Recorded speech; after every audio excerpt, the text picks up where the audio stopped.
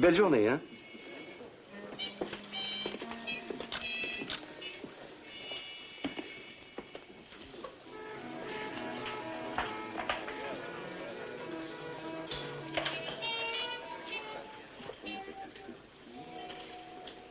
Magnifique, n'est-ce pas?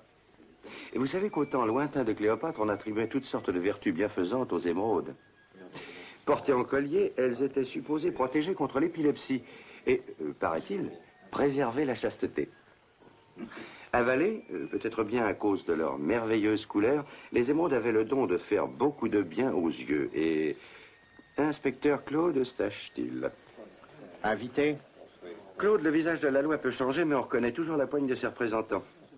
Comment allez-vous? Pas très bien. Ah oui? Mais c'est votre vue qui me rend comme ça. Il faut admettre qu'elles me font plutôt venir l'eau à la bouche, qu'en pensez-vous? Claude, est-ce que vous savez qu'il y a Comment très êtes-vous longtemps... entré? Avec une invitation. Ah, ça m'étonnerait beaucoup. Alors, donnez un coup d'œil là-dessus. Monsieur Oppenheim a dû vous envoyer cette invitation dans une crise de folie. Non, pourquoi? Si je possédais une collection d'émeraudes ayant cette valeur, la dernière personne de ce monde à qui je le ferais voir est bien le trop célèbre Simon Templar le Saint.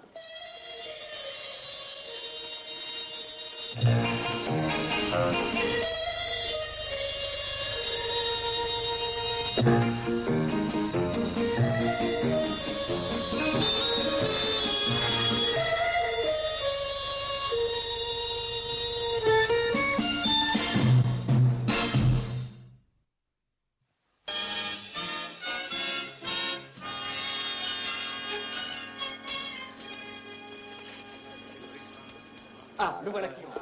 Ah, s'il vous plaît, s'il vous plaît. Juste quelques mots. Non, s'il vous plaît, soyez gentil. Non, non, mesdames et messieurs, je vous en prie, pas tous à la fois. Monsieur Corio, dites-moi pourquoi on vous appelle le détective des bijoutiers. J'ai mené à bien plusieurs affaires délicates de bijoux volés. 7 affaires difficiles, rien que dans les 8 derniers mois. Mais à quoi attribuez-vous vos succès? Oh, à ma faculté de me mettre à la place des criminels. Pouvez-vous expliquer ça, monsieur? Oui, je sais comment réfléchit un criminel, et cela parce que je m'efforce de réagir comme ils le font. Ça me permet de prévoir. Et en ce moment, vous travaillez pour Oppenheim? Non, je suis employé par une compagnie d'assurance. Comme gardien? Non. On m'a chargé de veiller à ce que les émeraudes de M. Oppenheim restent à l'endroit qu'elles occupent jusqu'à la fin de cette exposition. J'ai installé ici le meilleur système de protection qu'on ait jamais trouvé jusqu'à aujourd'hui. Vous savez, Claude, il y a quelque chose dans ce Corio qui ne sonne pas vrai. Pourquoi? Si lui, il est détective, moi, je suis au moins Jeanne d'Arc. Comme vous pouvez le voir, il y a 2 entrées à cette salle. La porte par laquelle je suis arrivé et la porte qui se trouve là-bas. Les 2 sont gardées par des hommes armés qui connaissent leur métier. Mais au cas bien improbable où quelques voleurs réussiraient à tromper les gardes, il aurait alors à affronter le système de sécurité. Le système de sécurité le plus efficace qui ait jamais été inventé. Vous semblez amusé, monsieur Templar. C'est vrai?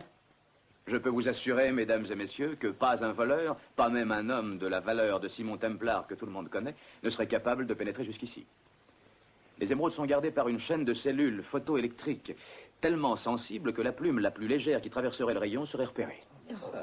Je vais vous faire une démonstration. J'ai demandé que l'on mette le système en marche à 3h moins 5. Alors, si vous voulez bien reculer, mesdames et messieurs, les cellules devraient bientôt fonctionner. Maintenant.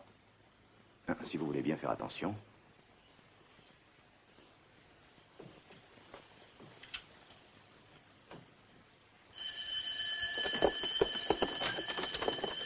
Non, ce n'est qu'un essai. Vous pouvez retourner à votre poste et arrêter la sonnerie. Oui, mesdames et messieurs, je peux engager ma réputation sur le fait que cette pièce est impossible à cambrioler. Alors, Simon, 20 secondes inconscient, 60 secondes mort, vous avez bien compris? Eh bien, ça vous laisse le choix. Oh, vous me semblez un peu rouillé. Venez, ne restez pas là, vous reposez. Je crois bien, Nick, que j'ai oublié la plupart des mouvements. Oh, ah. Oh, on n'oublie jamais comment exécuter un mouvement. Ce qui se rouille, c'est ça, c'est le mouchine. Le mouchine, ça veut dire quoi? La capacité d'agir et de réagir sans réfléchir. Eh bien, dans ce cas, je vais me concentrer le plus fort que je pourrai pour ne pas réfléchir. Eh bien, c'est la différence entre une ceinture noire et une ceinture blanche, vous savez. Allez, allons-y. Bien, maintenant, vous commencez à ne plus réfléchir. Attendez, venez par ici. Qu'est-ce que nous allons faire? Je vais vous montrer la parade pour le Tai Toshai. Attention, allez-y.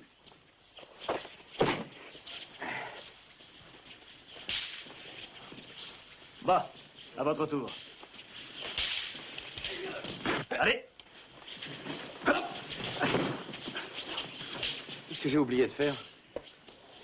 Vous ne l'avez pas déséquilibré. Ceinture noire, pas moi. Corio, vous avez de très nombreux talents. Vous savez, Corio est un de mes meilleurs élèves. Il est ceinture noire de judo, également de kendo, et il est 4e dan de karaté. Félicitations. Merci. Professeur, mon partenaire n'est pas venu. Je ne l'en blâmerai pas. Et il n'y a personne qui pourrait travailler avec moi? Non, non, je ne vois personne. À moins que Simon... Vous voulez bien? Pourquoi pas? Mouchine, Simon. Mouchine.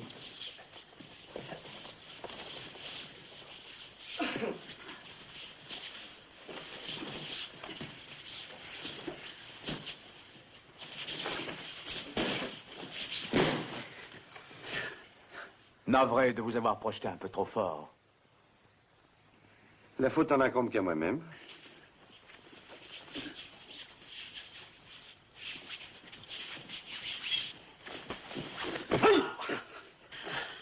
Amusant, hein? Merveilleux. Vous n'êtes pas blessé. Non, ça va bien.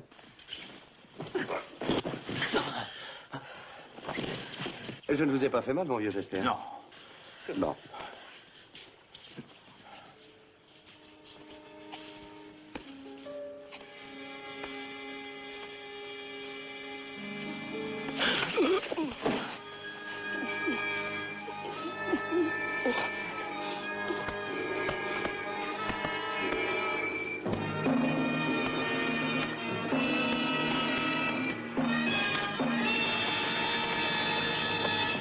Simon, est-ce que ça va?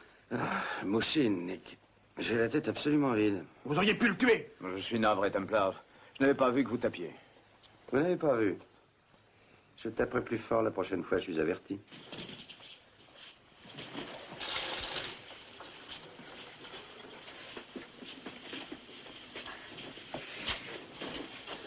Corio. Je suis désolé, Templar. J'aurais pu vous étrangler.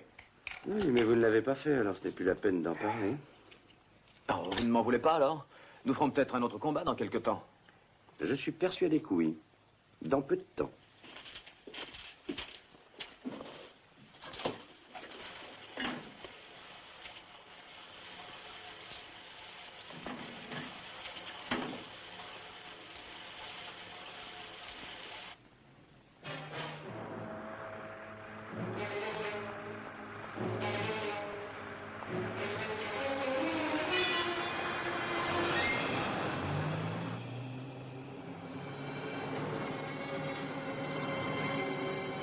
Bon, elle est là-bas.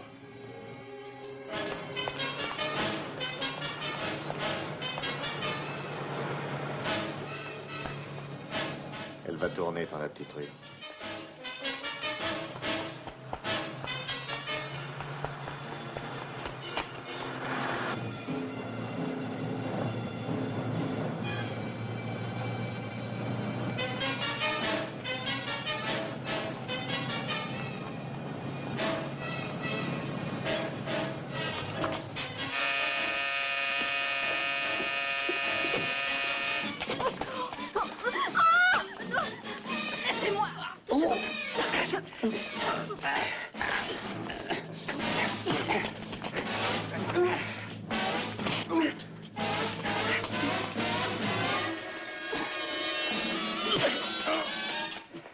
Est-ce que ça va?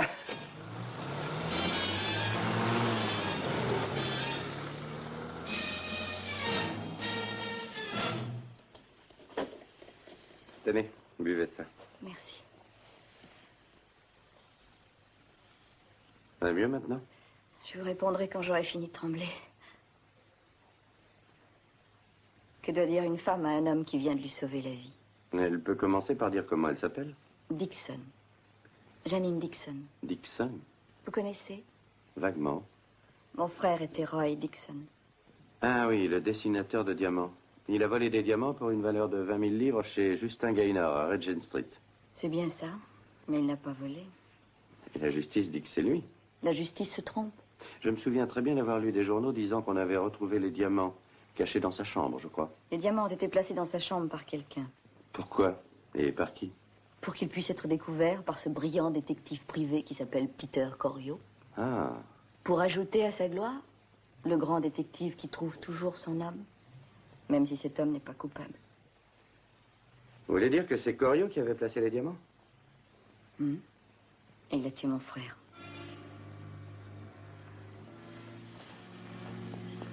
Je sais que tout ça semble incroyable, mais c'est vrai. Une fois que Corio a eu découvert les diamants, la police est arrivée. Roy a perdu la tête et il s'est enfui. La police l'a poursuivi. Il a été renversé par une voiture en traversant une avenue. Il est mort pendant son transport à l'hôpital. Et les hommes qui vous poursuivaient ce soir? Qu'est-ce qu'ils voulaient? On n'a pas retrouvé tous les diamants. Corio croit que Roy me les a remis. Ces deux hommes me poursuivent depuis longtemps. Pourquoi ne dites-vous rien à la police? La police prétend que Roy était coupable. Pourquoi voudriez-vous qu'il croie ce que je raconte? Janine, vous voulez insinuer que Corio a exécuté tous ses vols, puis a rapporté les bijoux volés et ensuite a encaissé les récompenses offertes? C'est exactement ce que je veux dire. Ce que vous me racontez n'a aucun sens. Vous savez bien, Claude, que je ne vous raconterai pas des bêtises. Est-ce que je peux vous demander comment vous avez été mis au courant de tout ça? On ne m'en a informé que depuis hier soir. Alors oubliez-le vite, Templar. Claude, écoutez-moi donc. Depuis 8 mois, il y a eu 7 vols importants. D'abord, on a volé à Lady Creighton des perles qui étaient assurées pour une valeur de 20 000 livres. Vous êtes d'accord? C'est exact. Ensuite, il y a eu les diamants de Glenard, et après ça, les 8 visons de chez Watsons. Dois-je continuer? Je me souviens de tous ces vols. Eh bien, c'est au moins un bon point pour vous, Claude. Incompétent, oui, mais très bonne mémoire. Oui, je vais vous quitter maintenant. Je n'ai pas encore fini de vous exposer mes pensées, Claude. Dans ces 7 cambriolages, on a toujours tout retrouvé, non? C'est exact. Mais jamais vous, Non. ni les autres services. Non. Mais toujours cet invincible et infatigable détective privé qu'est ce cher Peter Corio. Expliquez ça, Claude. Expliquez quoi? Comment est-ce possible que cet homme seul, qui n'a plus rien de commun avec la police, comment un simple détective privé peut trouver à lui tout seul, sans votre aide, des objets que la police, qui a toutes sortes de facilités, ne trouve pas? Oh, bon, c'est très simple. Pas pour moi, en tout cas. Il se conduit comme un receleur en faveur des compagnies d'assurance. Et d'une manière efficace, il me semble. Les cambrioleurs le contactent après leur larcin, lui vendent leurs marchandises volées à un prix bien inférieur. Un prix bien inférieur à celui que l'assurance doit payer. Oui. Ainsi, les voleurs trouvent leur profit, Madame Creighton retrouve ses perles, les compagnies d'assurance paient simplement leurs détectives, et Peter Corio touche la récompense. C'est aussi simple que ça. Et Corio s'enrichit. Simon, il n'y a aucune raison valable de croire que Peter Corio n'est pas un homme honnête. Ne perdez pas espoir. Entendu.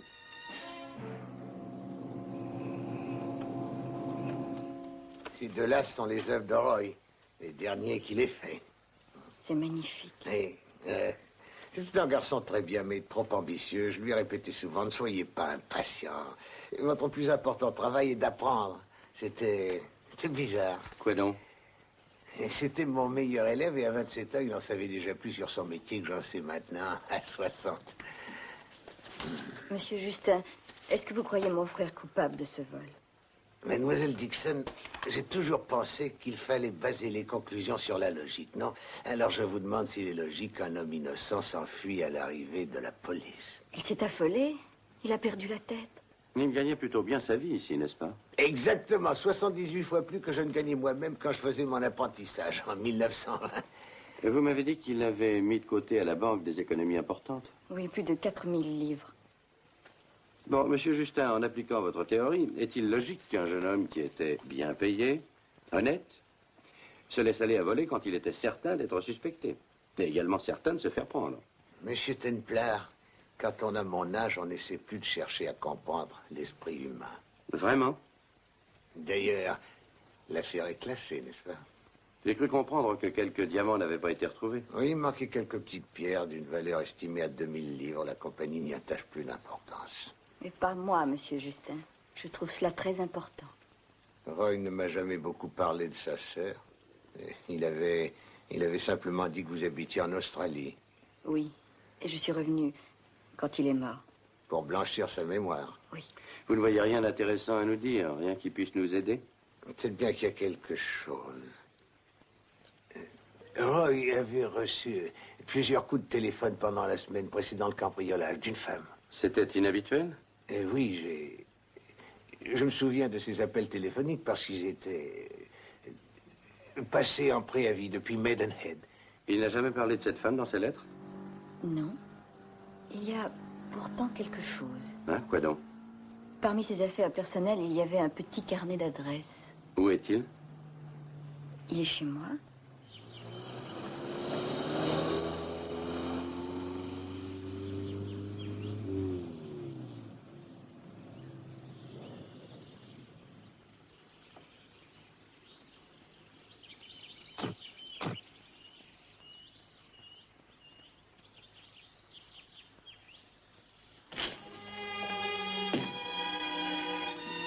Simon, regardez.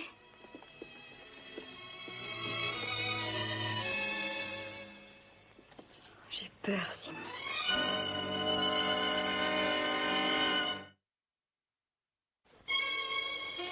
Voilà, il doit tout y avoir. Bien. N'oubliez pas votre sac et vos gants. Vous croyez vraiment qu'ils cherchaient les diamants, Simon? Évidemment. Ils ne les ont pas trouvés parce que je ne les ai jamais eus. Je sais. J'espère que vous me croyez au moins, Simon. Bien sûr que je vous crois, Janine. Si vous voulez bien vous dépêcher. Ça m'ennuie de laisser tout ça dans un tel désordre. Vous croyez vraiment que c'est nécessaire? Janine, ces gens-là vont certainement revenir et essayer de vous faire parler. Ils n'hésiteront pas à vous casser les bras ou à vous défigurer. Bon, allez, on y va. Où est-ce que vous m'emmenez? Chez une vieille amie. Vous avez le carnet d'adresse? Oui, dans mon sac. Bien.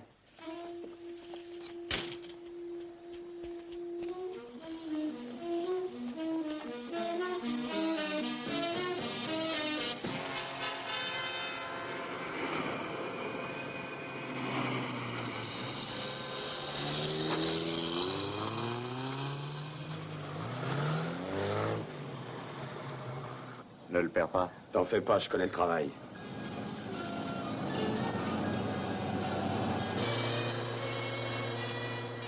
Vos charmants petits amis sont sur nos talons. T'arrêtes pas au rouge. Accroche-toi alors.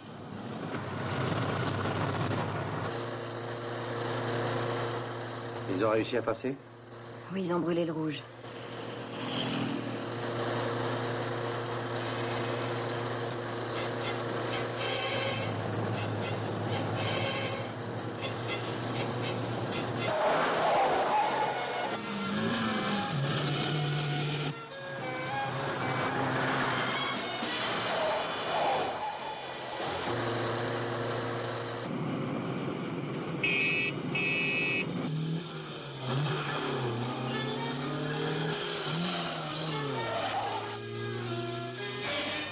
Cramponnez-vous.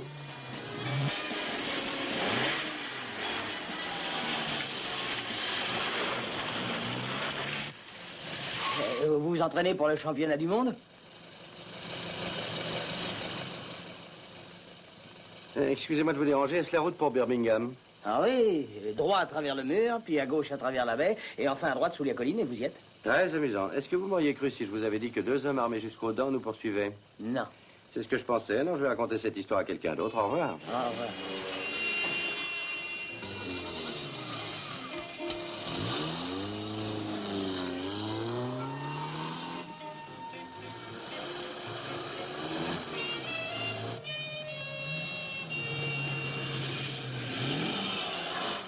Je n'ai rien trouvé d'intéressant dans ce qu'il a marqué. Vous êtes sûr? Attendez une minute, qu'est-ce que c'est ça? Maidenhead 4, 2 x 1, 2 x 1. Et dessous, il y a écrit Miss Dallas. Ça ne sera pas difficile de la retrouver. S'il y a un téléphone là où vous me conduisez. Nous allons rendre visite à Tante Prudence et vous resterez chez elle. C'est votre tante? Non, c'est celle de tout le monde. C'est ça, mademoiselle. Maidenhead 4, 2 x 1, 2 x 1.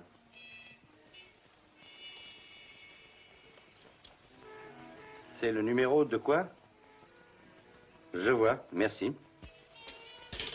Vous l'avez? Oui, c'est le cercle nautique de Nordbank. Le cercle nautique? Mhm. Vous avez vu tout ce bric-à-brac? On dirait qu'il a été acheté en solde chez un brocanteur qui voulait absolument s'en débarrasser. Ah, Est-ce que c'est Tante Prudence?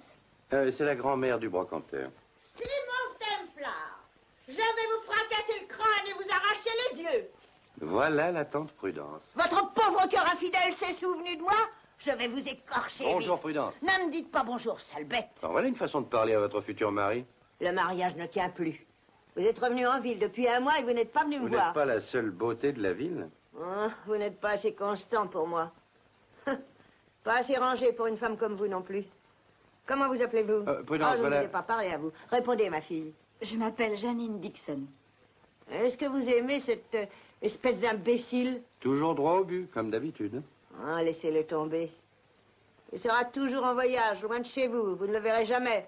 J'en ai déjà rencontré d'autres dans son genre pendant la guerre. Prudence a servi comme sergent pendant la guerre. Ça marchait droit avec moi, en tout cas. Alors, qu'est-ce que vous voulez?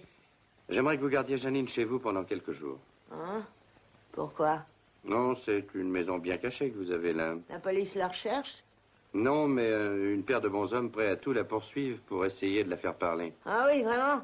Eh bien, qu'ils essaient seulement de rôder par ici et je leur ferai éclater la cervelle. Elle en est capable, vous savez. Elle peut faire pire. Comment?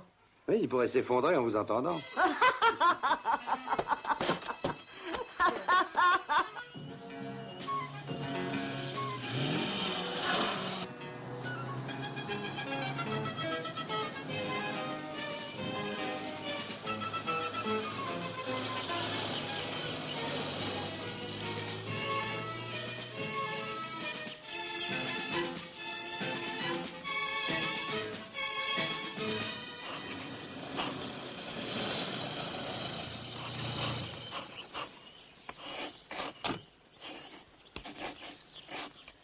Bonjour.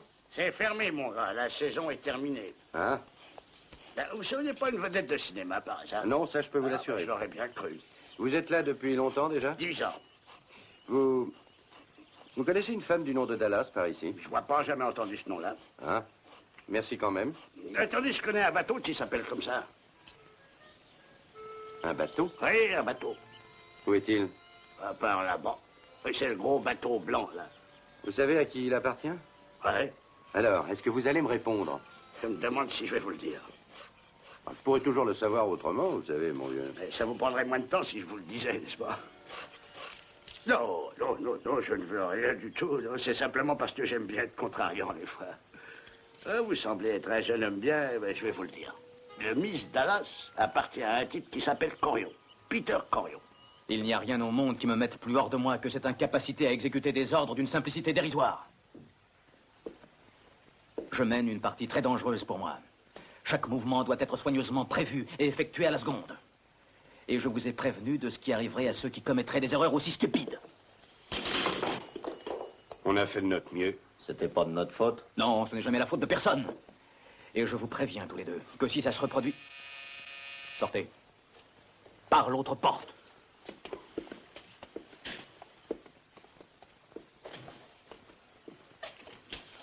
Templar, quelle agréable surprise. Je l'espère bien. Pourrais-je vous parler un moment? Mais je vous en prie. C'est une visite de politesse? Non, pas exactement. Je suis venu vous poser quelques questions. À quel sujet? Roy Dixon. Ah oui, il avait volé des diamants. Je les ai rapportés à Justin Gaynor. Vous avez fait un travail remarquable. Je suis un remarquable détective. Et très prévoyant. Merci. Ce n'est pas un compliment. Non? Il y a certaines personnes qui croient fermement que les diamants trouvés chez Roy Dixon y avaient été mis auparavant. Il n'y a qu'une personne qui pense comme ça, et c'est la sœur de Roy Dixon. Et maintenant, elle n'est plus seule. Je pense comme elle. Vous n'êtes pas un peu trop vieux pour jouer au cube? Pour garder ma valeur en karaté, il faut que je m'entraîne régulièrement. Ah oui, j'ai cru comprendre que vous étiez très fort dans ce sport. Oh non, pas très fort. Exceptionnel. Regardez.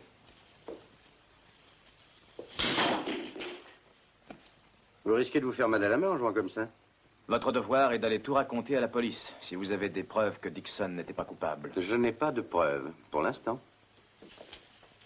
Oh, vous avez là une belle statuette. Oui, c'est une des premières Ming. C'est une magnifique copie. C'est un original. Une copie. J'ai payé 7000 $ pour cette statuette à Tokyo l'année dernière. Oui. À Jackie Shibata, une petite boutique près de l'université. Il les fait faire par série à Yokohama. Oh, il a réussi à abuser quelques personnes raisonnables il y a longtemps avec ça. Et aussi beaucoup de touristes. Mais jamais de connaisseurs. Quand avez-vous acheté votre bateau? Quoi? Le bateau que vous avez au cercle nautique de Nordbank, depuis quand l'avez-vous? À peu près 2 ans, pourquoi? Oh, pour rien. Vous savez ce que c'est que ça? C'est un bâton de kendo, vous connaissez aussi? Oui, c'est un sport très populaire et très ancien au Japon. Encore une de vos nombreuses spécialités, je suppose. Oui, aimeriez-vous que je vous fasse une démonstration? Pourquoi pas? Et eux, Corio, des briques de bois, des bâtons de combat, vous pratiquez des sports charmants. Du calme, monsieur Corio. Vous allez finir par ne plus avoir une seule de vos copies intactes. Quant à moi, je préfère abréger là cette petite visite.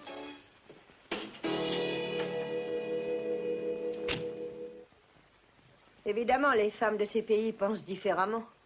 Il ne leur vient pas à l'idée de faire une carrière ou de réfléchir à l'émancipation de la femme, non. Elles sont uniquement faites pour servir leur mari. Servir? Oui. Les hommes les traitent comme des esclaves. Les femmes marchent à plus de 10 pas de leur mari, les pieds nus et emportant tous les bagages. Tante Prudence, je n'arrive pas à vous imaginer. Eh bien... Servant un homme? Oui. Ah, ma petite, si je trouvais un bon mari, je lui brosserais de ses bottes, je ferais toutes les corvées, je passerais mon temps à l'attendre sans rien dire. Qu'est-ce que c'est? Il y a quelqu'un dans le couloir.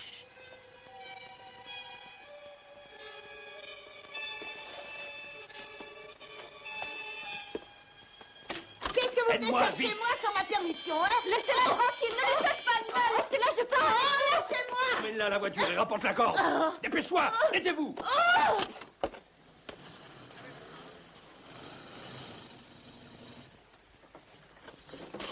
Claude, Allons à l'intérieur, moi je suis glacé.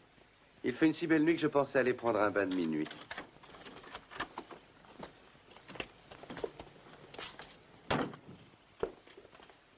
Enlevez votre manteau et mettez-vous à l'aise, Claude. Non, je ne vais pas rester longtemps. Assez longtemps pour prendre un verre. Non, merci.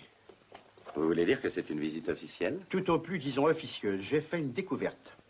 Oh, vous me stupéfiez. Qu'est-ce que c'est? Comment me vous êtes procuré l'invitation pour l'exposition des émeraudes Oppenheim? Claude, vous devriez me comprendre. Je suis chez moi dans n'importe quel endroit de Londres. Les gens raffolent de ma présence. Corio vous l'avait envoyé. Comment le savez-vous? Je l'ai appris par la compagnie d'assurance. Mhm. Curieux, n'est-ce pas? Comme vous me l'avez si gentiment rappelé l'autre jour, je suis bien le dernier homme de la Terre à qui il faudrait permettre de s'approcher de ces bijoux. À la vôtre. Oui, Corio, c'est ça. Alors, pourquoi me le demandez-vous? C'est ce que je voulais savoir. Alors, pourquoi ne le lui demandez-vous pas? Je ne peux pas. Nous ne sommes pas en très bons termes en ce moment. Je m'en doutais. Avec Corio, qui retrouve tous ses bijoux en moins de temps qu'il ne vous en faut pour être au courant du vol. Je voudrais vous poser quelques questions. Comment est mort Roy Dixon? Il a été renversé par une voiture alors qu'il tentait d'échapper à la police. Il n'a rien pu dire avant de mourir? Non, il est mort avant d'arriver à l'hôpital. Sans avoir retrouvé sa lucidité. Exact. Alors vous n'avez que la version de Corio pour expliquer la découverte de ces diamants. Oui, c'est aussi exact. Ainsi, dans ces 7 cambriolages, vous n'avez retrouvé qu'un voleur ou présumé voleur. Et pour tout arranger, il est mort avant de pouvoir vous faire une déclaration. Bizarre, n'est-ce pas? Oui, très. Claude, je vais vous suggérer de rentrer chez vous et de réfléchir un peu. Pour une fois, je vais suivre un de vos conseils. Je vous demanderai... De coopérer. J'y suis fermement décidé. Bonne nuit. Bonne nuit, Claude. Et ne fatiguez pas trop ce que vous avez à la place du cerveau.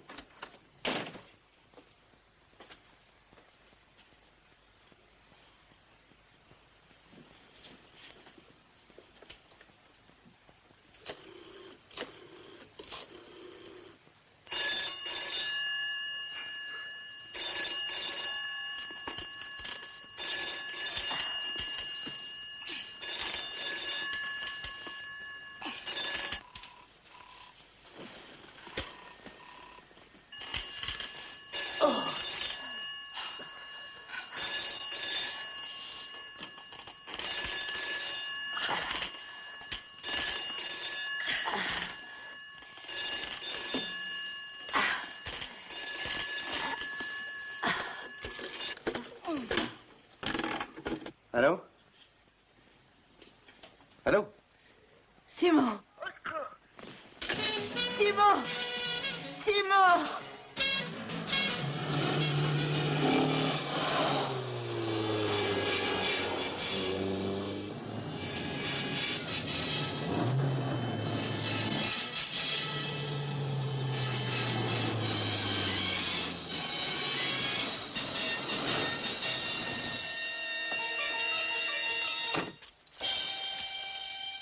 Par ici, Simon. Prudence, vous n'avez rien? Je ne vous ai servi à rien, Simon. Ils ont emmené Janine? Oh, ils n'ont même pas fait attention à moi. C'était 2 hommes? Oui, je crains de ne pas vous avoir été d'un grand secours. Ça prouve que je vieillis. Oh. Vous n'y pouvez rien, vous savez, c'est pas votre faute. Ce sont des professionnels. Alors, comment ça va? Bien, je me sens presque bien. Ils m'ont pas fait de mal. Elle les en a empêchés. Elle leur a dit qu'ils pourraient faire ce qu'ils voudraient d'elle, mais de ne pas me toucher. Ce qui me dépasse, c'est comment ils l'ont retrouvée. Comment ont-ils pu savoir qu'elle était ici? Ça n'a plus d'importance de savoir comment. Il faut trouver où est-ce qu'ils l'ont emmenée. Et je crois que je le sais. Où? En Amérique. Quoi? Quand ils m'ont attachée, j'ai entendu 2 ou 3 mots. Ils l'ont emmenée au Texas. Au Texas? Oui, au Texas, à Dallas. Pas Dallas, au Texas. Miss Dallas, c'est un bateau qui est au cercle nautique de North Bank. Ah. Prudence, je vous adore. Ah oui, vous me trouvez plus belle qu'une vedette. Je peux te l'affirmer, mon chou, tu es la femme la plus merveilleuse que j'ai jamais connue.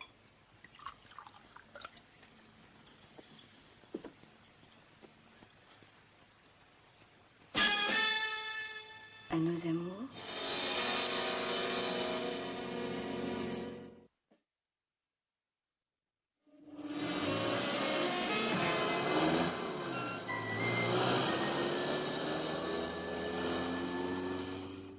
Tu es merveilleuse. Merci, chérie. Une femme exceptionnelle. Hmm? Oui, vraiment. Il faut être très intelligente pour rouler un homme comme Simon Templar.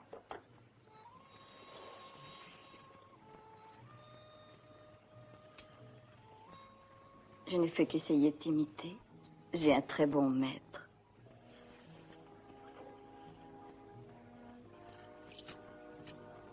Oh, tu sais tout faire si bien. Janine, Non, ne dis rien.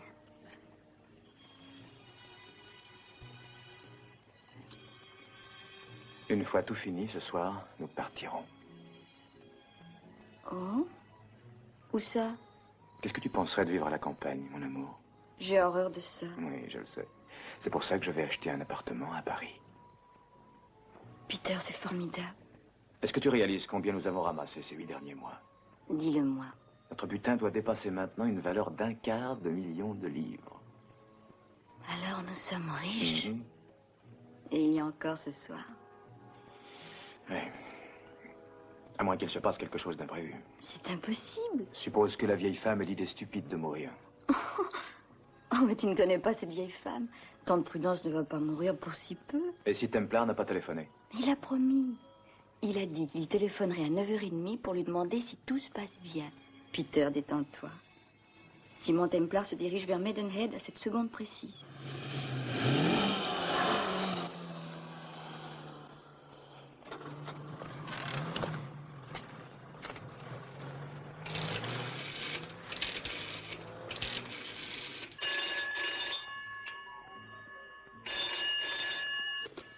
Oui.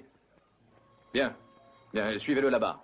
Vous n'aurez qu'à dégonfler les pneus de sa voiture au cercle nautique. Je ne veux pas qu'il soit à Londres pendant les 2 prochaines heures. D'accord. Notre saint ami vient juste de passer vers l'endroit prévu.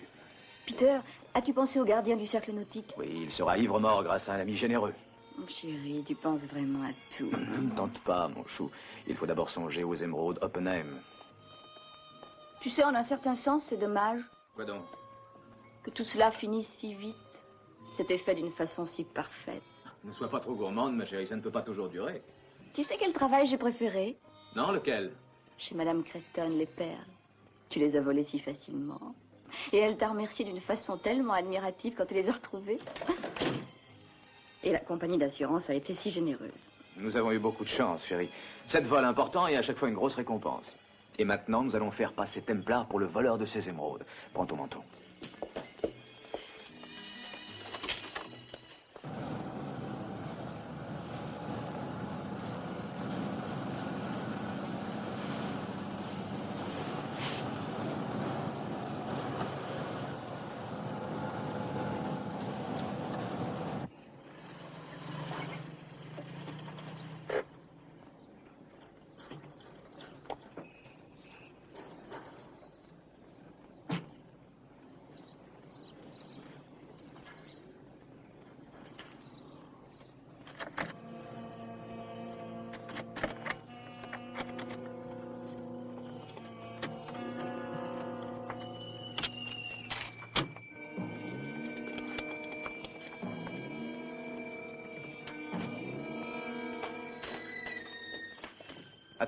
N'allume pas encore, les rideaux ne sont pas fermés.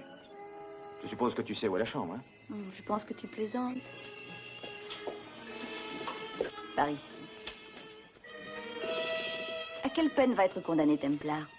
Oh, ça dépendra s'il le condamne uniquement pour le vol des émeraudes d'Oppenheim ou pour les autres vols aussi. Est-ce que ces chaussures te vont? Bien sûr. Comment le sais-tu? J'ai vérifié au gymnase que nous avions la même pointure. Maintenant, donne-moi une enveloppe. Pourquoi? Tu vas voir. Quand je vais descendre le long de la corde, je frotterai les chaussures contre le mur et elles prendront des traces de peinture. Et le laboratoire de la police fera le reste. Il n'aura pas une chance. On ferait bien de partir vite maintenant. Il faudra encore revenir ici après. Janine, tu es nerveuse. Non, je ne suis pas nerveuse. Templar est à Maidenhead, Et souviens-t'en. il ne faut pas rester là à bavarder. Très bien, alors ouvre cette enveloppe. Peter, est-ce que c'est nécessaire? Janine, nous allons laisser tous les diamants non retrouvés après le vol chez Justin Gaynor. Vois-tu, il faut savoir faire des sacrifices.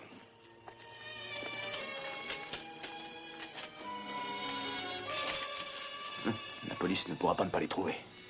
Hein, les chaussures.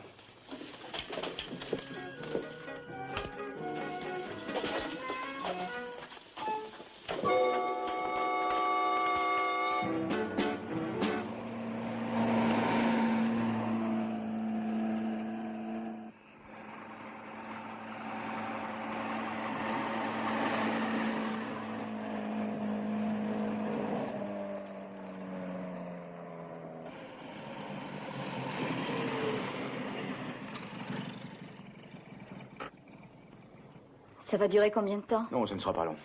10 minutes et les émeraudes d'Oppenheim seront dans ton sac.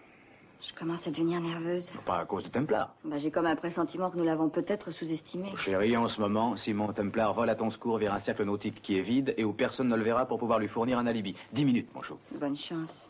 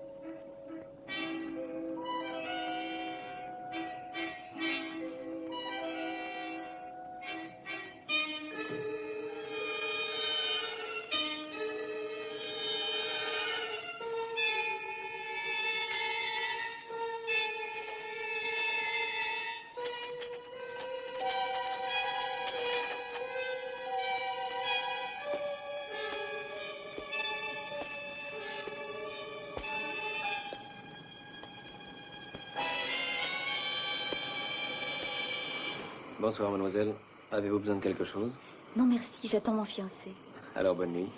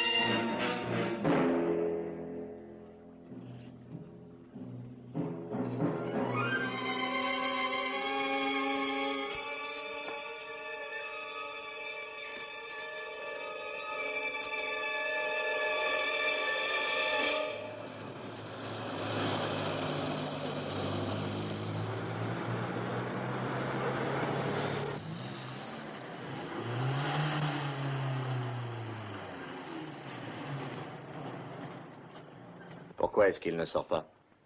Je sais pas. On va aller le voir.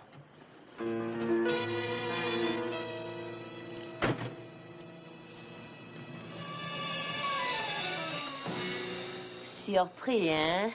Oui, Templar.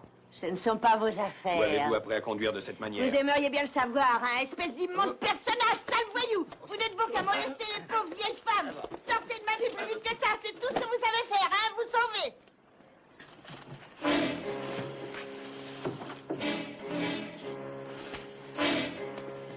Bonsoir, monsieur Corio. Oh. Vous paraissez quelque peu étonné. Peut-être pensiez-vous que j'étais au cercle nautique de Nordbank? Vous êtes très intelligent, monsieur Templar. Pas très intelligent, monsieur Corio. Exceptionnellement intelligent. Bon, je suppose que vous voulez savoir pourquoi je me trouve devant vous en ce moment. Eh bien, commençons par le début. Quand vous avez présenté au public votre fameux système de sécurité, vous avez complètement ignoré la bouche d'aération. C'était vraiment trop frappant pour ne pas la voir. Si vous n'en parliez pas, c'était donc volontairement. Quant à Janine, il était impossible que vous la retrouviez chez Tante Prudence, à moins qu'elle vous ait téléphoné. Ce qui voulait dire que tout ce que Janine m'a raconté depuis le début avait pour but de me mêler à ses affaires de vol. Je vous avais sous-estimé, je crois, monsieur Templar. Mais ça n'a pas d'importance. Je vais vous tuer, Templar. Parce que je vous ai surpris en train de partir avec les émeraudes.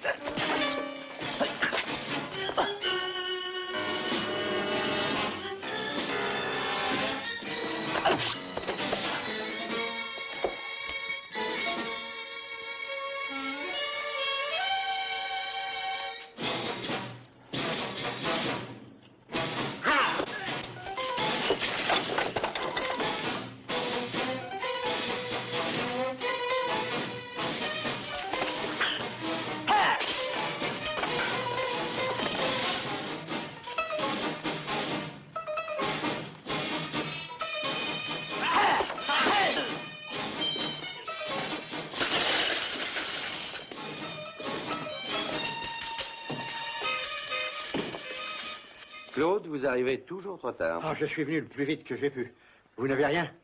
Je suis touché de votre sollicitude. Oui, ça va aller. Les émeraudes. Les voici. Merci. Et au fait, comment va Tante Prudence? Oh, j'avais un homme au cercle nautique, elle est saine et sauve chez elle. Alors, je vais vous dire bonsoir. Non, mais au fait, vous trouverez sa charmante amie en bas. Mon sergent est en train de bavarder avec elle. Il ferait bien de se méfier ou elle va le convaincre de lui donner le quart de police. Eh bien, Corio, je vous avais prévenu que vous feriez mal aux mains avec tous ces... Bonne nuit.